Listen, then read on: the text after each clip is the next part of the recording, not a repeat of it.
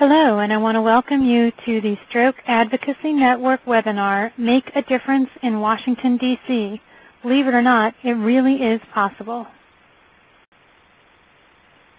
Today, we're going to talk about the factors of influence, or why your voice really matters, understanding some of the jargon here in Washington, D.C., the 3 A's of effective advocacy. We'll give you some homework assignments, and then help you develop your own action plan. My name is Stephanie Vance, and I'm officially known as the Advocacy Guru. I've been pleased to work with the National Stroke Association for several years now. My background is in congressional relations. I used to work on Capitol Hill for a number of different members of Congress. I tend to see advocacy from the perspective of the people being advocated at.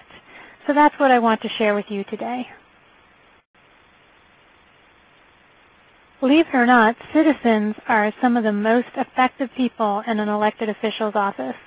A recent survey of congressional members and staff asked, if you've not yet made a decision on an issue, what is most likely to influence you?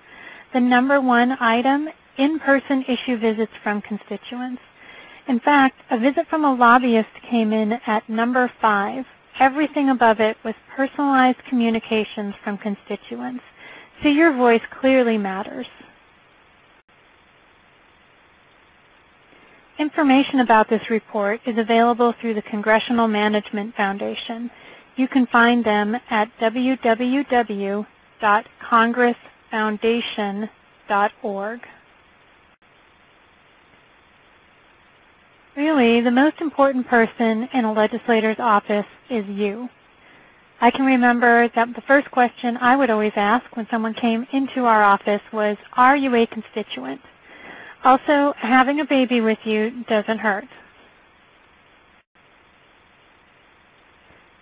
The first thing I want to do is go through a few basic terms. We all remember our Schoolhouse Rock and how this bill is just a lonely old bill. It takes a long time to get through the process. You have to go through the House, through the Senate, through committees, to the President, and only about 4% of bills actually become law. I want to tell you a few of the key terms just so that when we send you an action alert, you know what we're asking you to do. That said, you don't need to be an expert on the legislative process. We have all the materials that you need to make the most impact. We throw a lot of terms around here in Washington, D.C., and I want to just provide you with some background on a few of them. First of all, there's House bills versus Senate bills. As you know, there's 2 chambers of Congress. The House side has members who represent individual districts. Everybody except for D.C. has 1 elected official in the House. The Senate includes the senators. There's 2 senators per state. Each chamber, members introduce their own bills.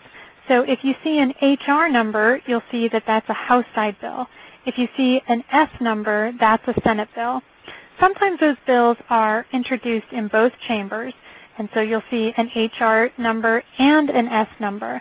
That just means they're companion bills. The reason why I raise this is because when you're asking someone to co-sponsor a bill, only House members can co-sponsor HR bills, and only senators can co-sponsor Senate bills. We have all of that information in the materials that we send you in the action alerts.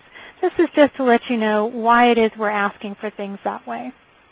Now, when I mentioned co-sponsor, what I mean is that a legislator is going to sign his or her name to a specific piece of legislation, just to indicate that they think it's a good idea.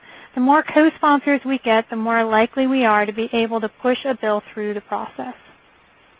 A lot of people ask about the roles of Congress and state legislators versus federal agencies or state agencies. So, if you recall, we have our 3 branches of government. We have the legislative branch, we have the executive branch, and we have the judicial branch. The legislative branch is Congress at the federal level and states governments at the state level. Those are the organizations that pass laws, so they are the ones who make changes to different policies. The federal agencies and the state agencies are the ones that implement those laws. And so sometimes you'll see that different agencies are working on things that may impact you directly, but those stem from laws that Congress has passed. Often, we will send you action alerts about congressional legislation, and that's because as citizens, we have the most influence on the legislature. However, occasionally we'll ask you to contact a federal agency or to ask your member of Congress to contact a federal agency. We provide all of that information again in the action alert, so there's no need to worry about what details you need to include in your letters or phone calls. Now, I know that a lot of people are wondering, as of the time we're doing this webinar, which is September 24th, 2013, what is going on with our budget situation? Basically, what's happening is that if Congress doesn't pass something that will deal with the budget by October 1st, there will be a government shutdown. And that's because all federal agencies will not be able to receive any more funding. Now, there are emergency provisions to deal with Social Security and things like the TSA, but for the most part, you'll see that federal agencies are shut down. This isn't definitely going to happen because Congress could pass a continuing resolution which would indicate that the agencies could continue to be funded until they come up with a longer-term solution. But all of that has to be resolved between now and October 1st. So you'll see that Washington, D.C. is a little busy with some of those kinds of things. And if you start hearing the term continuing resolution, that means Congress is trying to come to some sort of agreement about how long we can continue to fund the federal government until we have to come up with a longer-term solution. So given all the chaos in Washington, D.C., what can you do to be most effective in communicating your message to legislators? To me, there's really 3 A's for effective advocacy, and those are the ask, the audience, and the anecdote. We're going to go through each of these to make sure that your messages are as effective as possible to make sure that legislators both hear you and agree with you. The first A is the ask.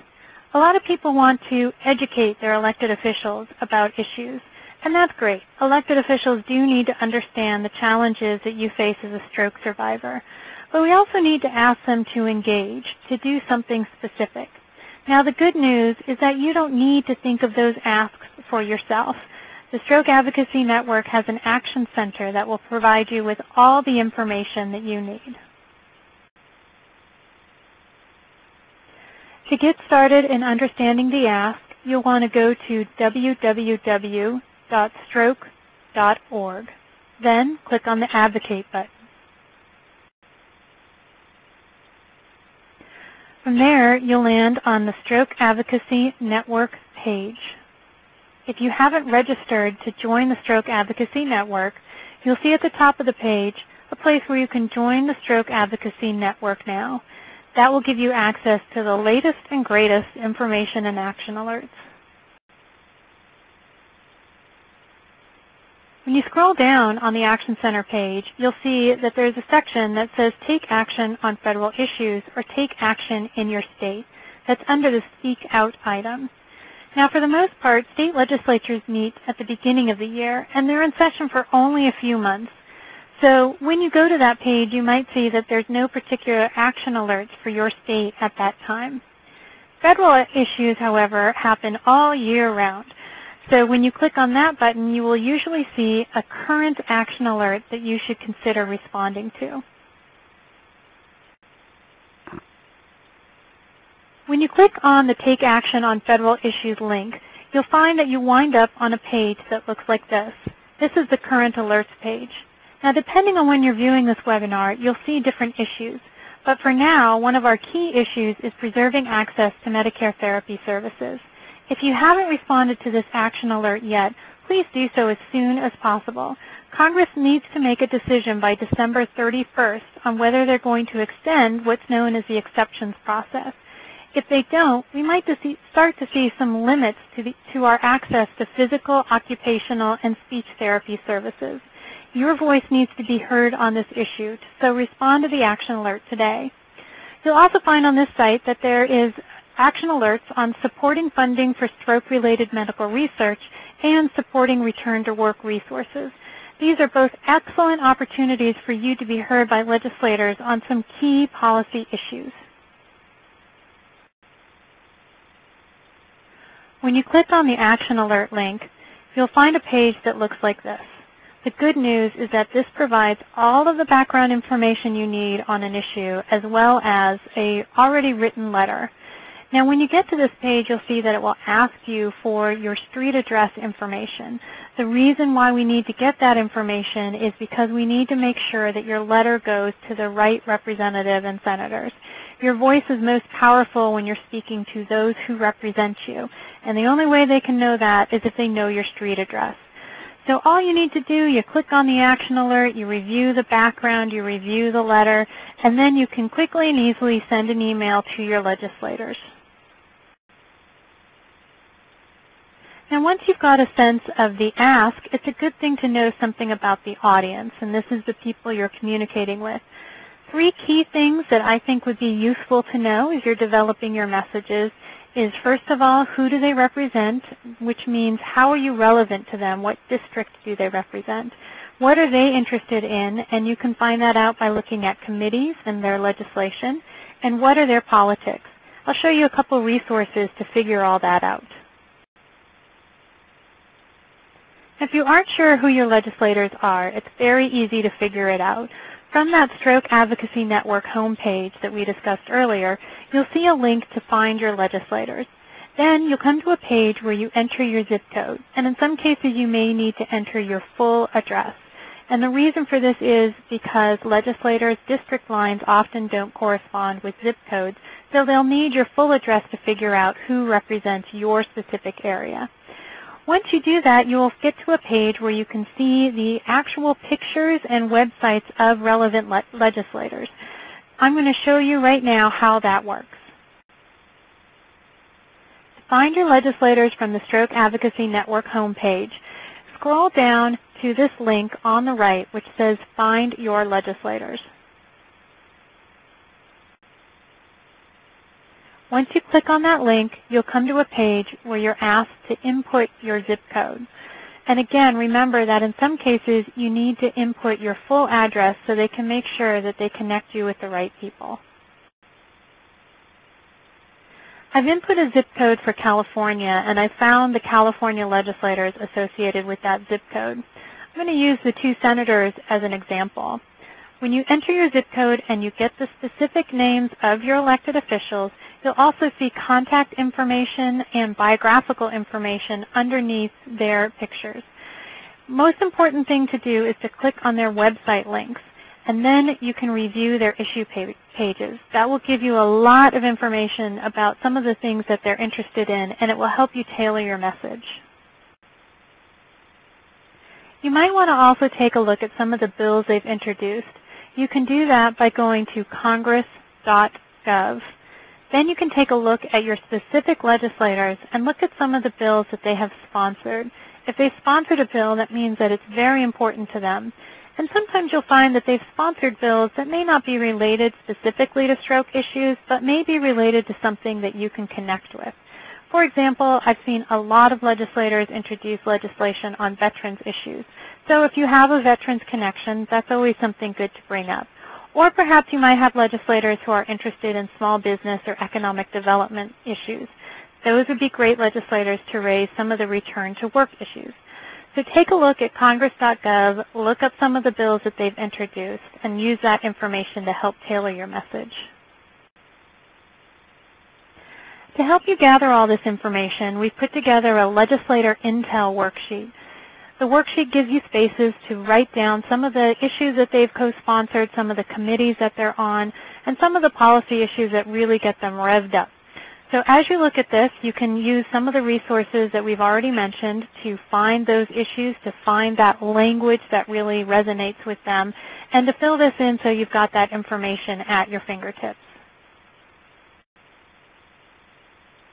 Now, once you've learned about your ask and your audience, it's time to think about your anecdote, which is your story. Now, I obviously have an acronym for this because I'm in D.C. and I am required to use acronyms all the time.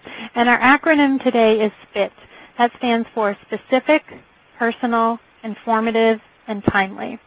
Specific means asking for something specific. It's great to ask legislators to understand a little bit more about the challenges you face, but you also want to see if they can take an action. Now, at the Action Alert Center, you'll always find something that you can do to ask your legislators to be engaged, but you can also engage in some relationship building asks. We have a PowerPoint on how to do that, and the key asks are having them come and visit you, and perhaps even visiting your stroke survivor group.